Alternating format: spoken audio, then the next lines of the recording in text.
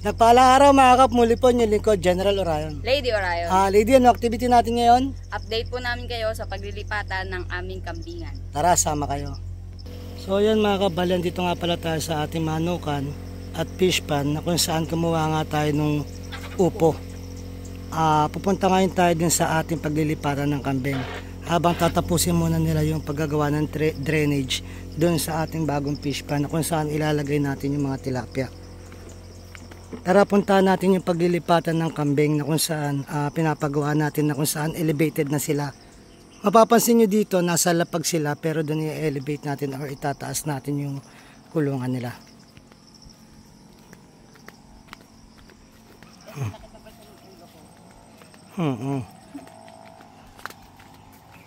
So ito isang variety ng upo na alam ko na nagkakamali, binili ko yan sa online.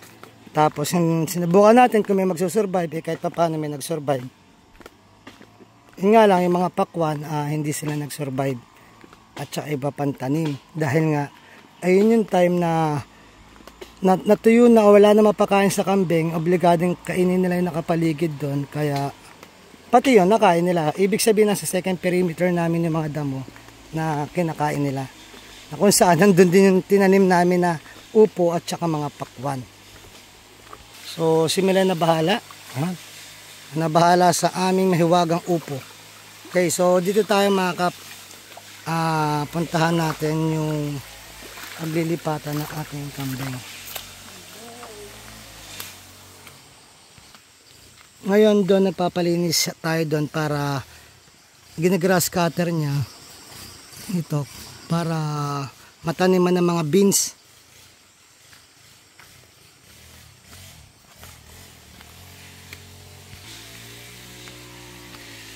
Hindi pa natin nagagawang semento itong daan mga kap, kasi kakabukas lang natin itong daan na to.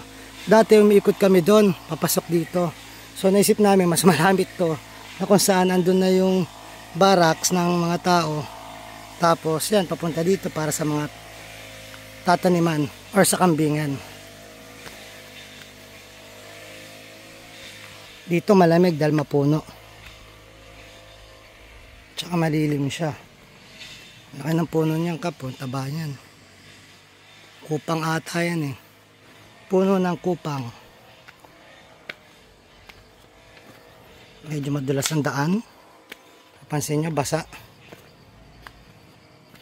Sa gabi umaambon siya eh. Diretso na rin ano yun mga kap. Pandilig sa ating mga tanim. Nasili. Ano pa ba? Kamote. Mais, palay, at saka to, siling panigang. So dito na ngayon mga kap, yung ating paglilipatan ng kambingan. Natatawa ko bakit ganon. So masyado mataba. Yun o. So dito yan mga kap, bali hanggang second floor yan. Ito yung mga paa niya. Ang gagamitin na lang namin dito mga kap, mga bayog para dito sa pinaka-flooring niya. Tapos dito pwede siyang pakawalan yung mga kambing para kumain. Meron din sa labas, check na rin natin yung labas. So bali, imagine niyo, ayan pala magiging sahig. Ito pala yung magiging sahig, dyan pala yung magiging bahay. So i-update namin kayo pag natapos namin yung project na yan. Dito tayo sa ginawa namin ng parang ganyan or coral or cage na kung saan pag pinalabas namin yung kambing dito, wala siyang ibang pupuntahan. Hindi siya makapunta sa kaliwa, hindi siya makapunta sa kanan. Kung papapuntahin namin siya dito sa kanan, 1 linggo sila diyan para maubos yung damo. Next week halimbawa, dito naman sila sa kabila. Ito yung pinto dito.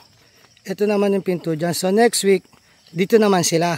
1 linggo sila dyan.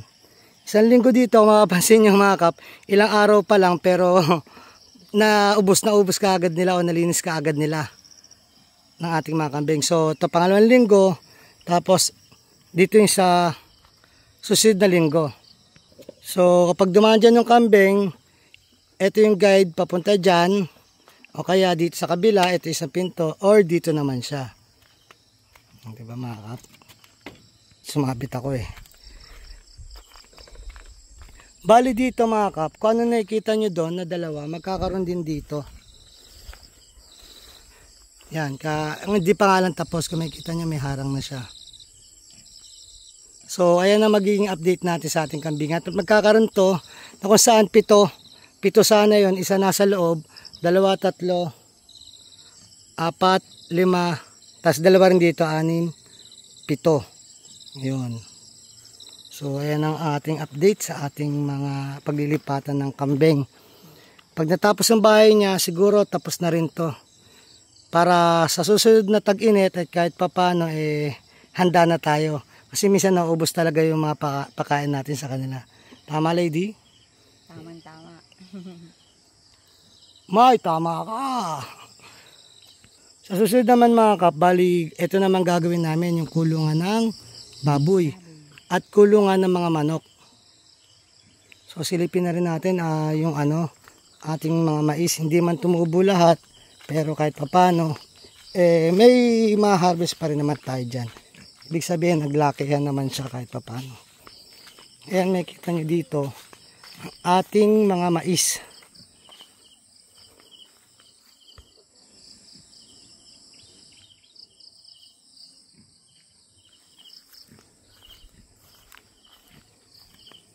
Bali, kung di tayo nagkakamali, ayun, may tumitira na. Ayun o. Kung di tayo nagkakamali, 3 variety to mga kap, ang tinanim natin dito. Makikita nyo rin, may laktaw-laktaw, ibig sabihin, hindi sila tumubo. Ganito lang sana ang distansya nila. Pero makikita nyo dito, walang masyadong tumubo. So, yung survival rate nila siguro, baka 50% lang sa mga itinanim natin. Pero mahalaga, meron pa rin. May tumubo pa rin. Ayun, laging titignan natin yung mahalaga, yung positibo. Hindi tayo manghihinana na, bakit hindi tumubo? Alam mo yun, tanggapin mo na ito lang yung meron sa'yo. So, mas maluwag yun kesa wala. Ang mahalaga, meron. Yun. So, anong gagawin natin dito? Pwede namin pagkain. Tapos yung dahon, sa silage namin para pagkain ng aming mga kambing in the future para sa sa tag-init na kung saan madalas natutuyo yung mga damo. So storage namin yan. So yun ang purpose ng mais namin. Nasa kabila naman dun mga kap, yung palay. Silipin na rin natin. So dati kambingan lang dapat pero napatataas sa mais at saka kasi magkakatabi na rin siya mga kap. Bali dito yung ating palay na kung saan namumroblema tayo, kinukuha ng mga ibon at saka ng mga manok na labuyo or yung mga wild na manok. Ayan mga kap, makikita nyo na yung green nya. So palay yan. Ayan mga palay. Ngayon, may papansin nyo banda sa dulo, halos wala. Nagpasabog na rin ako dyan, kaso may nakita daw yung mga tao natin na 2 pamilya ng labuyo or mga 8 piraso sila na kumukuha ng mga palay natin doon.